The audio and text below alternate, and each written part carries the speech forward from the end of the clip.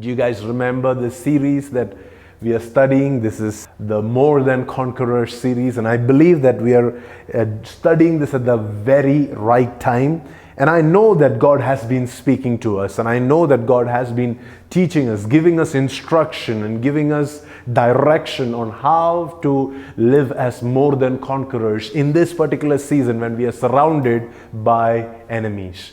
The first thing that we learned in this series is the fact that God is for us. Romans chapter 8 and verse 31. We have to understand this, realize this, that if God is for us, then who can ever be against us? And knowing that will lay the foundation for our walk of victory in Christ Jesus. The second thing that we learned is that we have the gift of Jesus. The Bible says in Romans 8:32, if God the Father has given His own Son to us, His own begotten Son to us, how much more will He not give everything else? So we believe that we've been given the gift of Jesus, and the person of Jesus is going to be a role model, is going to be the person leading us, guiding us in this battle against everything that the enemy is throwing at us. Because He is the one who walked ahead of us, and He walked victoriously. And I truly believe that the more we engage with the person of Jesus, the more that we understand Jesus, the more that we know Jesus, the more you and I are going to walk in victory. The third thing that we learned are that along with Jesus, we have these mighty weapons that God has given us. And we learned all the different mighty weapons one at a time. And I believe that you are putting those weapons on every morning. It's not something that we have to learn once and forget. Go back and study them in detail and make sure to wear them every morning, because this is what God gave you along with the person of Jesus. Because God gave us Jesus, we also have access to the salvation, the helmet of salvation, the shield of faith, and the breastplate of righteousness, and the belt of truth, and every other weapon that God has given us. These are mighty weapons and very helpful for us in our battle against the enemy. And the week after that, we learned how the devil is disarmed at the cross, and how we can do everything possible to make sure that the devil remains disarmed, that we don't give him a foothold, we don't give him a place of entry into our lives or our homes. And after that, we learned about the death of Jesus on the Good Friday service, and we learned how through the death of Jesus we have victory, that the death of Jesus brought for us, purchased for us a victory that we have and we cannot experience in anything else. The whole world may look at death as a defeat, especially the death of Jesus, because He was very young when He died. And yet the Bible says that because Jesus died, because He gave up His life, there were so many things that we experienced, and we learned how we can be in union with the death of Jesus. The next topic that we studied is how the resurrection is very helpful for us, and we learned the power that is available for us, the grace that is available for us, and we learned what we need to do to continue to receive this grace that is available for us through the resurrection power of Jesus. And the Holy Spirit is the active personality that is working in us. The Bible says in John chapter 14, Jesus said, hey, this guy, the Holy Spirit, He is now with you, but later He will be in you. He was talking about how the Holy Spirit will have access and entry into our lives as soon as Jesus is resurrected from the grave. And now we're going to go into the next step. So let's begin by reading this particular scripture from the book of Hebrews, chapter 1 and verse 3. The Bible says the Son, Jesus the Son, He radiates God's own glory and expresses the very character of God, and He sustains everything by the mighty power of His command. Let me just rephrase that for you. What it says is the Son, Jesus Christ, He is the perfect representation of God's glory. Do you want to see God's glory? Then you need to see the Son, Jesus. Do you want to see the full expression of God's love towards us, then you need to see Jesus. You're telling the Lord, if only this will work out, or if only that will work out, or if only you get this provision or this relationship works out, then you will know truly that God is on your side and that God loves you. I'm telling you, don't wait on those external factors. If you know Jesus, if you have a revelation of Jesus, then you have the full expression of who God really is. That's what the Bible says. It says, and this Jesus, he sustains everything by the mighty power of his command. It is Jesus who sustains our life. It is Jesus who sustains our churches, our ministries. It is Jesus who sustains our walk with God. It is not because we are holy that we are able to walk with God. It is because Jesus, He is the one who is sustaining everything by the mighty power of His command. Now let's read it further. The same scripture, it says, when He had cleansed us from our sins, He sat down in the place of honor at the right hand of the majestic God in heaven. It says, when He finished cleansing us from our sins. When did that happen? When Jesus died for us on the cross? Not just when He died, but when He was resurrected from the grave. That is when He cleansed us from our sins. And then He took His blood to the altar in heaven. And He went and paid the price for our sins. And that is how He cleansed us from our sins. And the Bible says, when He had finished cleansing us from our sins, He sat down like a high priest that has finished his work. He sat down in the place of honor at the right hand of the majestic God in heaven. So, where is Jesus right now? It's a Bible quiz question. Is Jesus in our hearts? You know, I hear people say that Jesus lives in my heart. No, it's the Holy Spirit that lives in our hearts. Is Jesus in our midst when we gather together? No, it is the presence of the Holy Spirit that comes when we gather. Where is Jesus seated right now? He is right now seated at the right hand of the Father. That it says in Hebrews chapter 1 verse 3 that this is a place of honor. Right now, He is seated in a place of majesty. He is seated in a place of honor. He is seated in a place of authority. He is seated in a place of power. Now that is where we come to this topic that we are reading from in Romans chapter 8. The Bible says in Romans chapter 8 and verse 34, who is to condemn?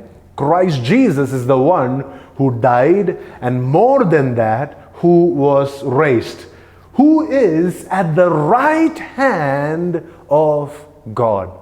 When Paul was teaching us how to be more than conquerors, Paul found it essential for us to know and remember that not only was this Jesus crucified, not only did Jesus rise up from the dead, but beyond that, He is now seated at the right hand of God. He found it very necessary that we remember and realize that aspect. Now, if you have to ask me, what does this represent? That is what we're going to study the whole of this morning. The right hand of God. That is what I have titled this morning's word. You know, if you read the scriptures, we will see that this is a prophecy by David in the Old Testament in Psalm 110 and verse 1. The Bible says, the Lord said to my Lord, sit in the place of honor at my right hand, until I humble your enemies, making them a footstool under your feet. Who is this two lords in the same scripture? One is the Father and the second is Jesus. Both the lords, the L is capital, which is two different personalities that the Bible is talking about. And here the Father is telling the Son Jesus, saying, so you have to sit at my right hand till the right time, till your enemies are made a footstool under your foot. And if you see, this particular scripture is repeated throughout scripture, throughout the word. Jesus quoted this scripture to the Pharisees and the Sadducees. Later on in the book of Hebrews, Apostle Paul, or whoever wrote Hebrews, quoted the same scripture in Hebrews chapter 1, and later on saying Jesus, he actually sat at the right hand of the Father. It was a fulfillment of this prophetic word that David wrote in the Old Testament, saying Jesus, once he has finished his cleansing work, he is going to be seated at the right hand of the Father.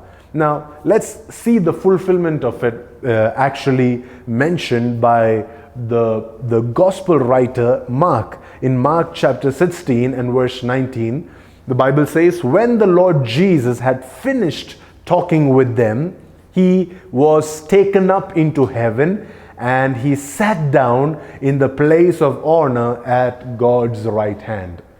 Who is this who is writing? This is one of the disciples of Jesus. His name is Mark. And he's talking about how this was the conclusion of the book of Mark. You know, he begins with how Jesus began to minister. It leads to the death of Jesus. And after the death of Jesus, how he rose again.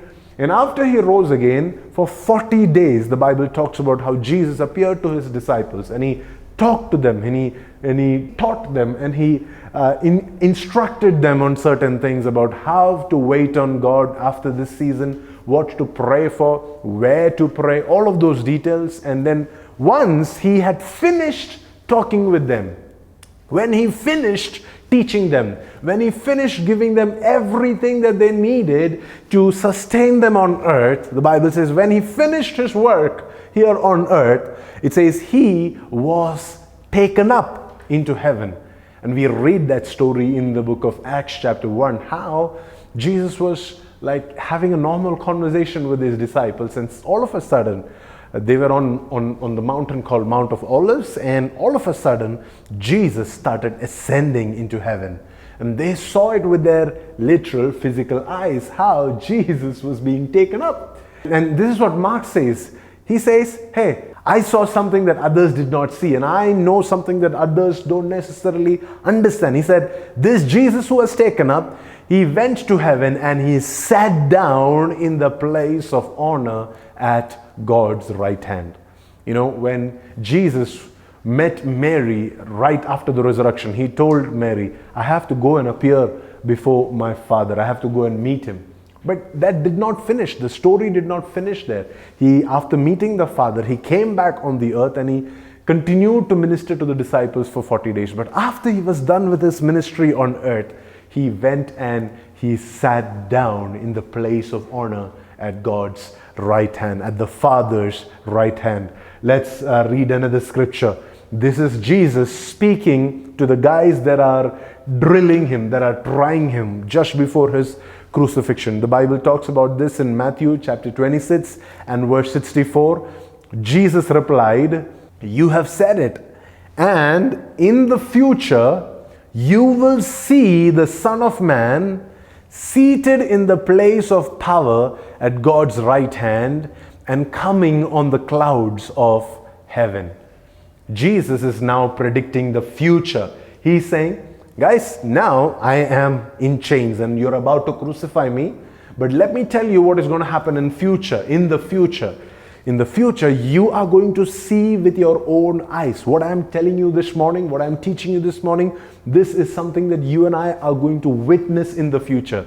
We couldn't witness the physical death of Jesus.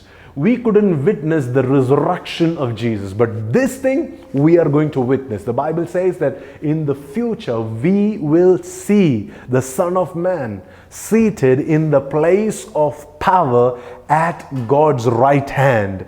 And what will he be doing? And he will be coming on the clouds of heaven. I have always seen these images and pictures of Jesus returning back to earth, and the Bible does give us enough evidence of how he will be coming on the clouds and everything. And yet in this place it says that he will not be standing, but he will be seated when he comes down. We've always imagined him to be standing and with his hands up high. But I truly believe that this is the image that we will see. This is the person that we will see. We will see Jesus seated in the place of power at God's right hand when he comes back the next time. And this is a prediction about how Jesus will come. And as soon as the disciples saw this, we would see that they started proclaiming this. Today when we preach the gospel to people, we only talk about how their sins can be forgiven and they can be filled with the Holy Spirit and how they can just have blessings in their life and all those things. But the disciples, the apostles in the first century church, when they preached the gospel, they preached this doctrine of how Jesus is right now seated at the right hand of the Father. You would see this in Acts chapter 2 and verse 33. It says, this is the first gospel sermon that was ever preached, okay? And Peter is preaching on the day of Pentecost, and he says, now Jesus, he is exalted to the place of highest honor in heaven at God's right hand. And the Father, as he had promised, gave him the Holy Spirit to pour out upon us, just as you see and you hear today. This is Apostle Paul preaching, Apostle Paul teaching the people who want to be saved. And he's saying, this Jesus that we are talking about, He spoke to us, He taught us for 40 days, and now He is seated at the right hand of the Father. When He was seated at the right hand of the Father, He received the gift of the Holy Spirit from the Father, and from the right hand of the Father, He poured it out upon us. And that is what you are seeing and witnessing today. Jesus also predicted this in the book of John chapter 7. He said, there will come a day when rivers of living water will come out of your belly. And the next verse, John chapter 7, verse 39, he says, that had not yet happened. That was speaking about the Holy Spirit, but that had not yet happened because Jesus was not yet glorified. That Jesus had not yet taken His place of honor at God's right hand. And this was fulfilled in Acts chapter 2, when Jesus was seated in the place of honor at God's right hand. The Bible says, God the Father, as He had promised, gave Him the Holy Spirit to pour out upon us, just as you see and hear today. The fact that you and I have the presence of the Holy Spirit today is a testimony, is a witness to the fact that Jesus is right now seated at the right hand of the Father. He is seated at a place of honor. He is seated in a place of power. The only one time that the Bible talks about how Jesus is not seated, but He is standing at the right hand of the Father, is the story of this first century church martyr called Stephen. Let's read that particular scripture, Acts chapter 7 and verse 54. The Bible says, the Jewish leaders were infuriated by Stephen's accusation. Why? Because Stephen was preaching the gospel to them, and when Stephen was preaching the gospel to them, they felt that Stephen was accusing them. If this word that I'm preaching to you, if this word is causing you to repent and change, awesome. That means that this is doing a good job on you. But if it is creating accusations and condemnation in your head, then that's not a good sign. And that was what these guys experienced when Stephen was preaching the word to them. And it's very necessary that we take the word of God as we would take good food. Even when it doesn't always taste good to us in our mouth, we know that it is going to be beneficial to our body. And these guys, they couldn't take the taste of the food that Stephen was serving them. And the Bible says they were infuriated by Stephen's accusation, and they shook their fists at him in rage. But Stephen, he was full of the Holy Spirit, and he gazed steadily into heaven, and he saw the glory of God, and he saw Jesus. In this particular scripture, it says he was standing in the place of honor at God's right hand.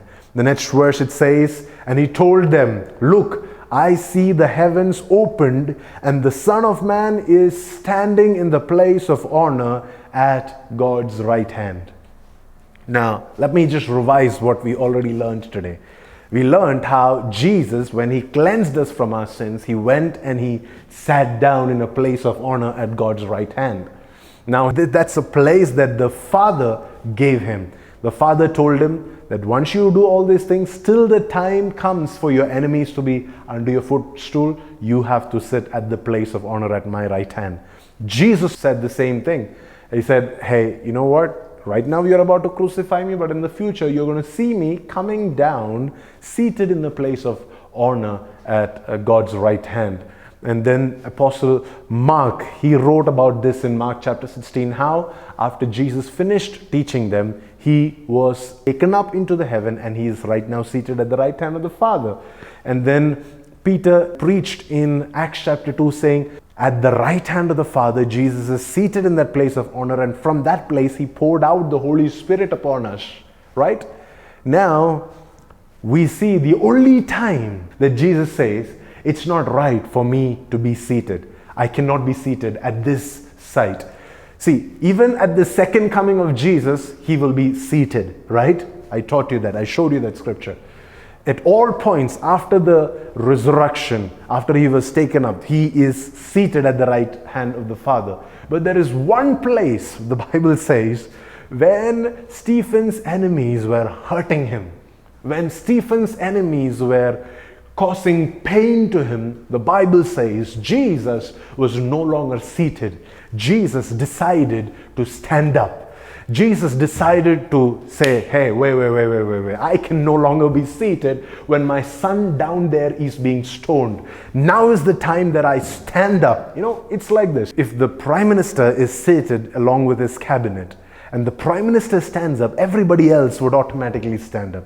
And I think that when Jesus stood up in heaven, the whole of heaven would have stood up along with Jesus. All the ones that are seated on thrones with their crowns and all these amazing angels and beings in heaven, everybody would pay attention to the fact that Jesus has right now stood up from his place of honor. The only time that Jesus stands up from his place, from his rest, is the time when he sees that you and I, my dear friends, you and I are going through persecution. When he sees that the enemy is trying to take you down, the Bible says that Jesus will no longer be seated. He will stand up to fight for you. He will stand up to speak a word over you. He will stand up to intercede for you. He will stand up to make sure that you get to your destiny safe and sound.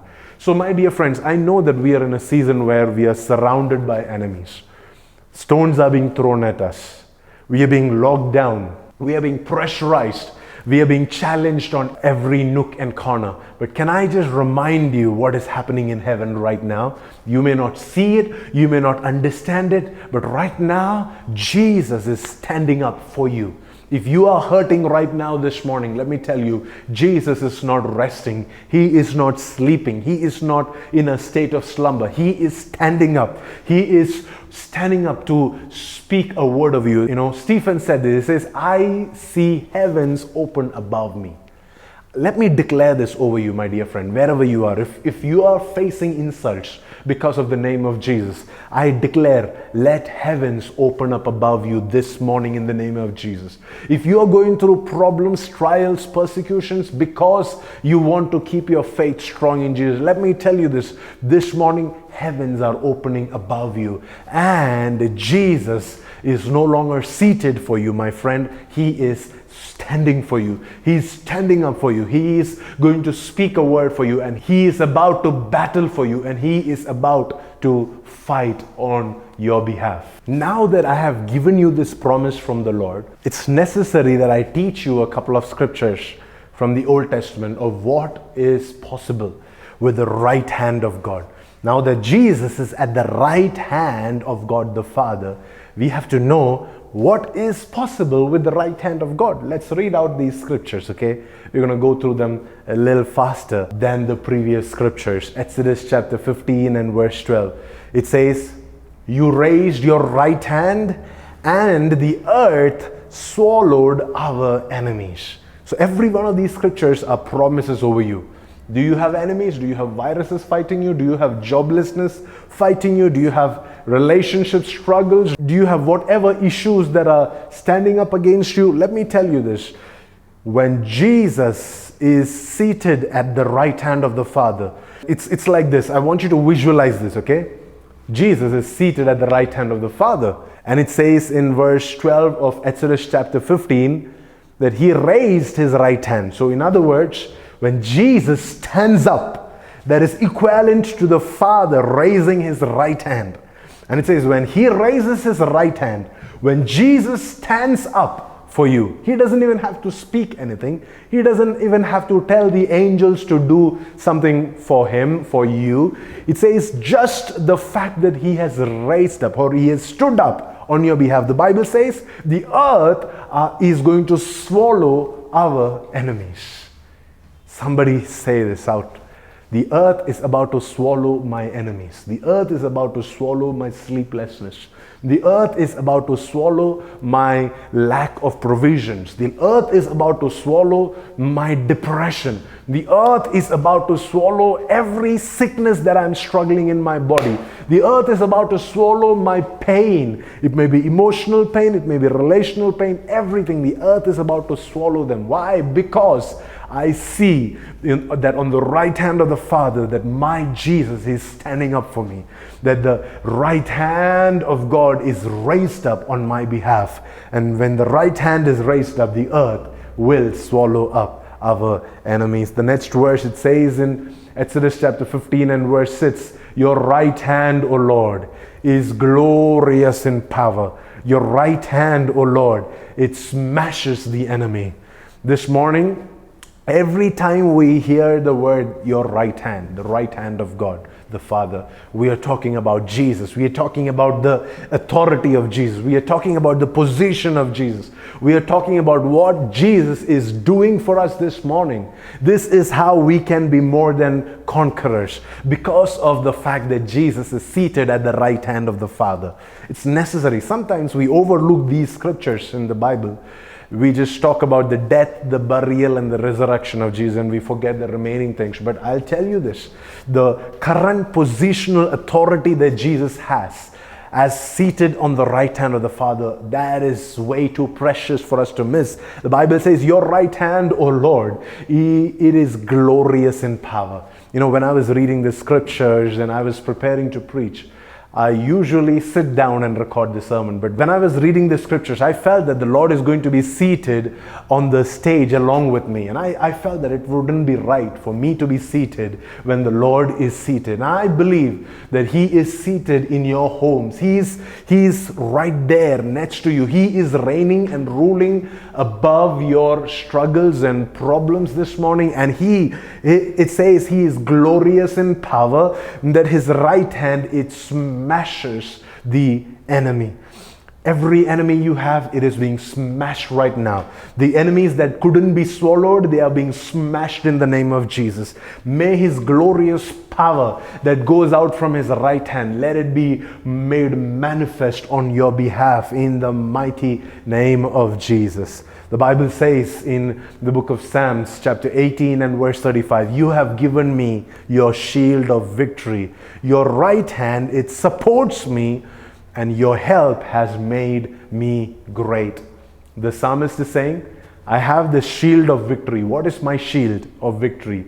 Is it the masks that I wear? Is it the hand sanitizers that I use? I'm not against masks and hand sanitizers. You should do them. If you're going out into the public for whatever use, make sure to use those precautions. But the shield of victory that we have this morning is the right hand of the Father, that is Jesus Himself. It says the shield of victory that we have in this season is the right hand of God. And that right hand, it says it supports me. This morning, this right hand of the Father, this Jesus who is standing up for you, who is seated at the right hand of the Father, He is there so that He can support you, so that He can make you great. He is preparing you for greatness. He is preparing to take you into greatness. So be prepared for that. That's what the Bible says. Let's go into the next scripture. It says, you will capture all your enemies. Your strong right hand will seize all who hate you. His right hand, it'll capture all His enemies, and it will seize all who hate Him. So there are enemies out there, there are God's enemies. You know, the enemies that are fighting you, they are also God's enemies, because if they are fighting you, I'm telling you that they are automatically targeting God. And if they are targeting God, if they are God's enemies, they are being captured this morning as you come under the sound of my voice. Every enemy that is fighting you this season, they are being captured. Not only are they being captured, they are being seized, they are being brought together and made sure that they don't have any more effect upon you. The Bible says in Psalms 48 and verse 10, as your name deserves, O God, you will be praised to the ends of the earth. Your strong right hand, it is filled with victory. This is a season when the Bible says we will be filled with victory when we understand the revelation of the right hand of the Father, the right hand of God. It will not just be one or two victories, it will be a season of victories. We will be filled with victories. There will be an overflow of victories. That's why we call it more than conquerors. We will not just be conquerors, we will be more than conquerors. We will be filled with victory because we have access to the right hand of God the Father. Amen. The next scripture, the Bible says in Psalms 63 and verse 8, it says, I cling to you, Lord. Your strong right hand, it holds me securely. Your strong right hand, it holds me securely. Are you feeling insecure this morning? Are you feeling out of place this morning? Are you feeling less confident this morning? Are you feeling like you may lose your cool any point? Are you feeling like the ground underneath you is shaking and that you don't have any firm footing? The Bible says, His strong right hand, it holds me securely. This is the place at which Jesus is seated. And because we have a relationship with Jesus, we have security. We are held securely. And all we need to do is we need to continue to cling to His right hand. Because it says, I cling to you and your strong right hand, it holds me and it holds me securely. Amen. The Bible says in Isaiah chapter 41 and verse 10, don't be afraid. Wherever you are in this season, don't be afraid. You may hear a lot of news in this season. News that tell you that they are firing everybody at work. But the Lord says, don't be afraid. You will hear a lot of news that this pandemic has reached your locality. It has reached your area. It's okay. The Lord says, still don't be afraid, for I am with you.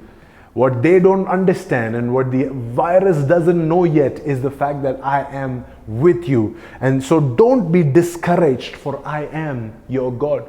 Don't be discouraged, for I am with you and I am your God. And what will I do? I will strengthen you and I will help you. Then I will hold you up with my victorious right hand. It says, first, this right hand of mine, it is glorious, it is filled in victory, it is powerful, and it has the capacity to smash your enemies, and it has the capacity to swallow your enemies, and it has the capacity to seize your enemies. And yet, what I'm now going to do is I'm going to now lay this right hand upon you, and I'm going to strengthen you to be able to fight your own enemies. I'm going to strengthen you, and then I will help you. First, I will strengthen you. In your weakness, I will keep my right hand upon you and I will strengthen you. And then I will hold you up with my victorious right hand. That's what God is promising you, that He is going to hold you up. His right hand is going to lift you up. His right hand is going to keep you above your situations and above your circumstances. I pray that all of these scriptures, you will just meditate on it during the course of this week, because they will bring life to you. They will bring more revelations to you, and you have to make it your protection. God's word, God's voice is our protection in this season. So now that we've understood that we are protected by the right hand of God, now that we've understood the position of Jesus at the right hand of God, there are three things that I want to bring to your attention. Three things that we have to do in this season to remain under the right hand of God, to remain at the right hand of God, to remain attached to the promises that is available for us at the right hand of God, because of the right hand of God, because of the fact that Jesus is seated and sometimes even standing at the right hand of God the Father.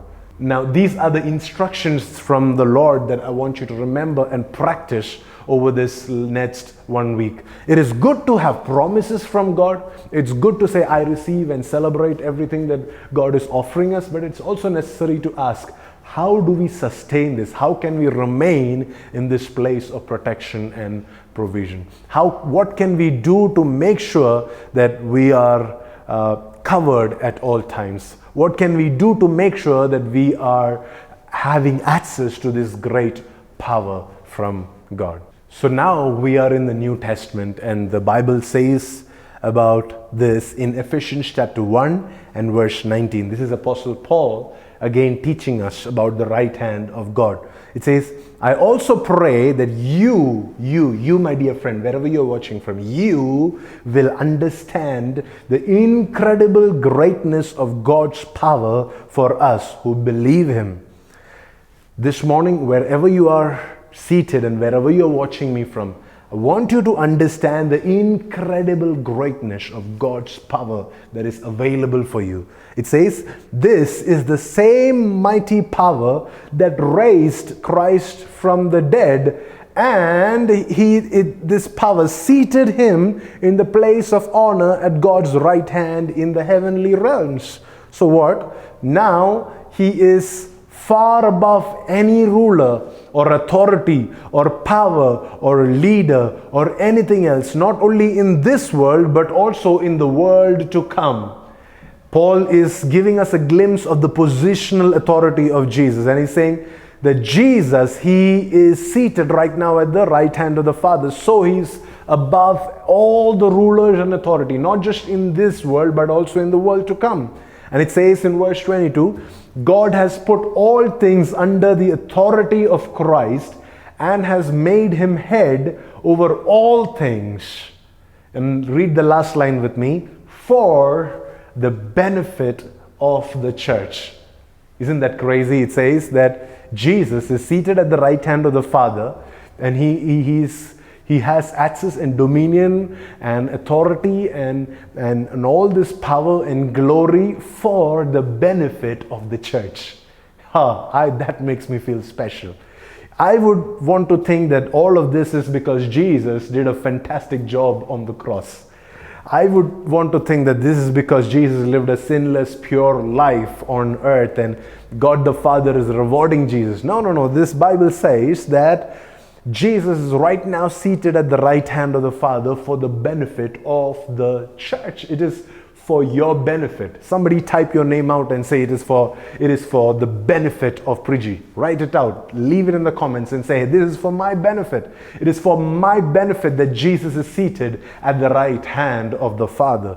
It goes on to say in the 2nd chapter of Ephesians and verse 6, the Bible says, now that Jesus is seated at the right hand of the Father, in the same way that Jesus was raised from the dead and He was seated at the right hand of the Father, we who were spiritually dead, the Lord raised us up. Ephesians 2 verse 6, it says, for He raised us from the dead along with Christ, and He seated us with Him in the heavenly realms because we are united with Christ Jesus.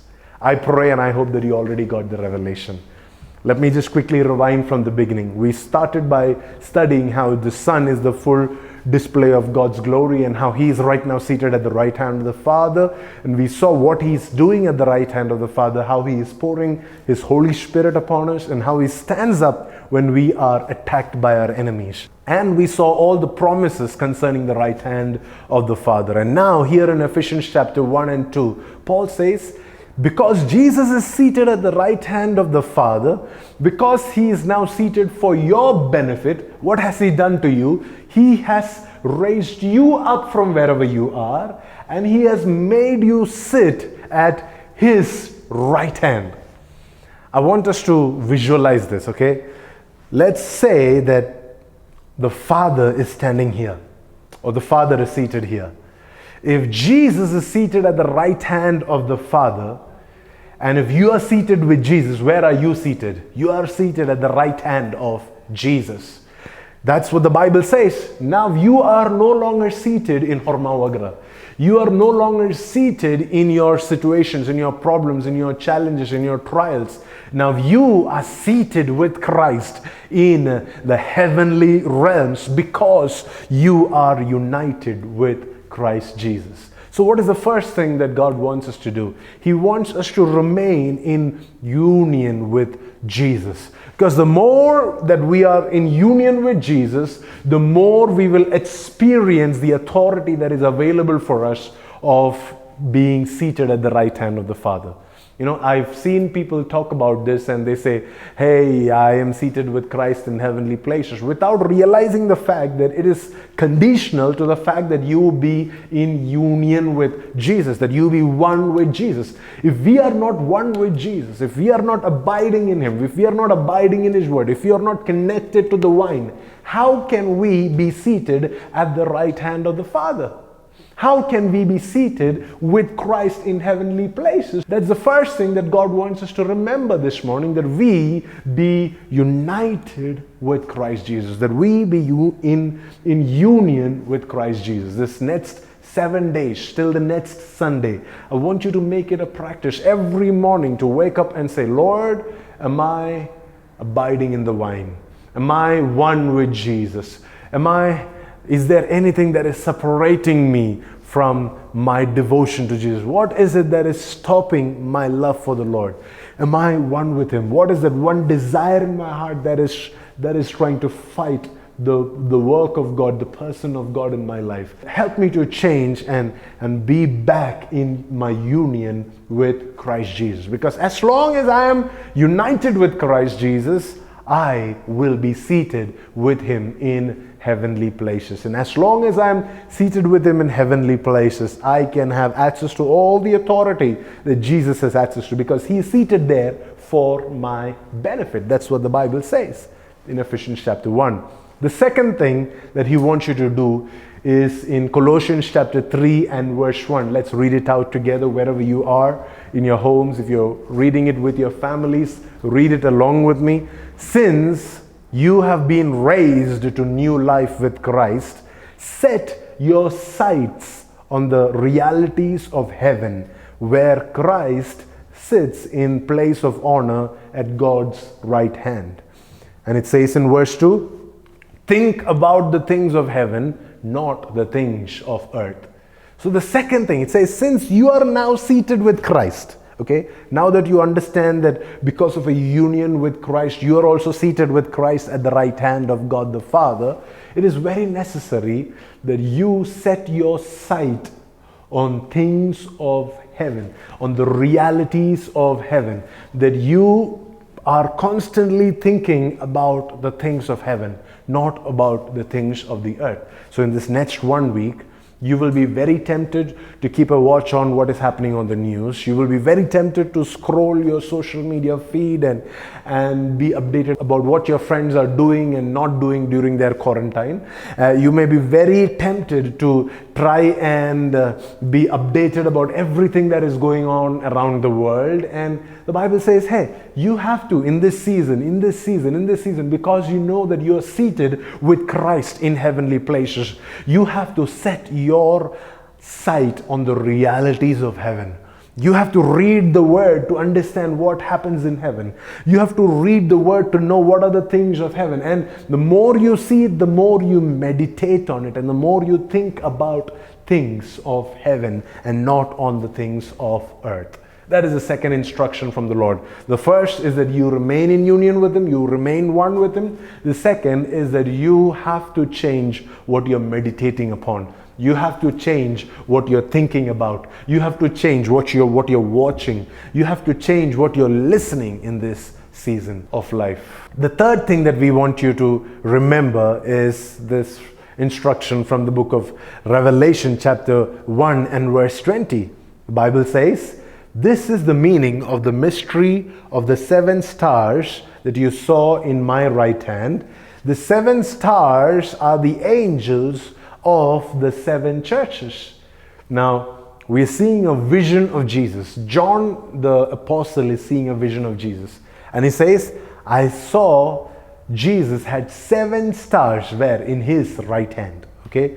Now it says these 7 stars were the 7 angels of the 7 churches. The angels are like the pastors or the leaders of these 7 churches. And the Bible says these 7 stars are in the right hand of Jesus. They are in the right hand of Jesus. And the Bible says in verse 17, Revelation chapter 1 and verse 17, John, he says, when I saw this Jesus, I fell at his feet as if I were dead. But this is what he did. But he laid his right hand on me and said, don't be afraid. I am the first and I am the last. So what is the picture that we get to see here? The right hand of Jesus has the pastors or the leaders of these 7 churches that John is writing to. And when John had this revelation of Jesus, that fear caused him to just fall on his face. And then what did Jesus do? He placed his right hand on John. But what does the Bible say? The right hand of Jesus had the pastors or the leaders or the angels of these 7 churches. So in the third instruction that the Lord is giving us this morning is that in this season we have to remain submitted to the right hand of God. And who is at the right hand of God? The pastors that God has appointed over your life, the fathers that God has appointed over your life, the elders in your churches, in your ministries, wherever you are part of, the pastors that God has appointed, or the shepherds that God has appointed, the teachers of God's word that God has appointed over your life, they are on the right hand of God. And it is necessary that you remain submitted. Can you imagine this Apostle John? If there is one man who doesn't have to submit to anybody else's authority, it is Apostle John, because he's the oldest living disciple of Jesus and the greatest apostle on planet Earth at that time. This is towards the time when he was almost 90-year-old when he is writing this. And the Bible says he fell down and the right hand of Jesus came upon him. And then Jesus explains to him what was on his right hand. He says in verse 22, my right hand, I'm carrying the 7 angels of these 7 churches. So when you humbled yourself to me, what you are also necessarily doing is you are humbling yourself before these leaders, before these pastors. You know, it's very easy for us to humble ourselves before God in the privacy of a room. But it's very hard for us to open up to our pastors, to our mentors, and to our leaders and humble ourselves before them and let them see our vulnerability, let them see our nakedness, and let them help us and correct us. It is very hard for us to do that. And in this season, the Lord is calling us to a place where we are going to be humble and we are going to be surrendered to our leaders. It's very, very hard for us to experience what is at the right hand of God if we are not ready to submit to our pastors and to our leaders. So what are the 3 things that we learned today? The 3 things that we need to do to remain at the right hand of God. The first is that we remain in union with Jesus. The second is that we set our sight and we set our mind on things of heaven. The third is that we submit. We come under the authority of pastors and fathers and leaders that God has blessed us with. Let me finish with this encouragement that John receives from Jesus when he was submitted to these elders. The Bible says in Revelation chapter 1 and verse 18, Jesus is speaking to John. He says, I am the living one. I died, but look, I am alive forever and ever, and I hold the keys of death and the grave. This morning, wherever you are, let me remind you that Jesus, He is alive and He's alive forevermore, and He holds the keys of death and grave. So unless He says it is time, it is not time. Unless He says it is over, it is not over. Jesus holds the final keys in His hands. And the way that we can access those keys, that we can use those keys, is if we also are in union with this Jesus. Is if we are tuning our mind and our thoughts and our our eyes to the realities of heaven, and we are in submission to the stars, to the angels that are in the right hand of Jesus. When we submit, then we will experience this great authority that Jesus exercises over the world around us, because he holds the keys of death and the grave. Come on, just lift your hands wherever you are and let's pray together. Father God, we thank you for this beautiful morning. We thank you for the revelation of your word. Every time your word comes, Lord, it blows our mind. It brings us to a place of surrender. It brings us to a place of acknowledging how great you are, how awesome you are. Because Jesus, right now, you finished your work on the cross and you were resurrected from the grave. And now, after teaching everything that we need to know, you were taken up to heaven and you were seated at the right hand of the Father. And your word teaches us how we see you standing up for us whenever we are faced with persecution, whenever we are faced with enemies, that whenever we are surrounded, you stand up for us, Lord. And your word also teaches us that you will smash our enemies. Every time you stand up, you will swallow our enemies. That every time you stand up, you will capture and seize our enemies, Lord. That every time that you stand up, you will not only strengthen us, but you will help us because of the power, because of the glorious might of your arm, because you are seated at the place of power at the right hand of the Father. And right now, we release that power over our situations and our circumstances. We release that power over every person that is listening and hearing me this morning and watching me this morning and are sick and are unable to get up out of their bed. In the name of Jesus, we speak, rise up out of your bed and walk. May this power of God, may this right hand power of God be released by your bedside. Wherever God's people are, everybody that is struggling, everybody that is in pain, may the power of God come to their rescue right now in Jesus' name. May your breathing trouble be lifted up. Every asthma attack over your life be cancelled in Jesus' name. You shall not go back into taking that puffs anymore in Jesus' name. Everything. You are more than a conqueror through Christ Jesus. You do not have to be defeated anymore. You do not have to be succumbing to the words and the ways of the world anymore, because Jesus says that he has the keys. He says that he has the keys for death and grave. We thank you, Holy Spirit. We thank you, Abba Father. We thank you, precious Jesus. This morning we receive everything that you have in store for us. And we vow that for the next 1 week, we will be in union with you. That we will set our mind on things of heaven. We will set our desires on things of heaven. We will set our sights on the realities of heaven and not on the realities of the earth. And we declare, we vow that we will submit to our fathers, we will submit to our pastors, we will submit to the elders and the teachers that you have appointed for us, so that we can remain submitted to your right hand in this season. We thank you for speaking to us. We thank you for revealing your heart towards us. We give you all praise, glory, and honor. In Jesus' mighty name we pray. Amen. Let us know how this spoke to you. Let us know which part of your body was being touched by the presence of God. I really believe that the Lord was touching your body while we were praying. Let us know in the comments what happened to you in your room, in your home, when you were watching us. And we would love to continue to pray for you. And if you'd like to receive this Jesus as your Lord, if you'd like to be baptized, if you would like to walk with this Jesus, do write to us. Our email ID is blr@dreamingrevival.com, and we would like to take you through the steps of knowing Jesus and living for Jesus for the rest of your life.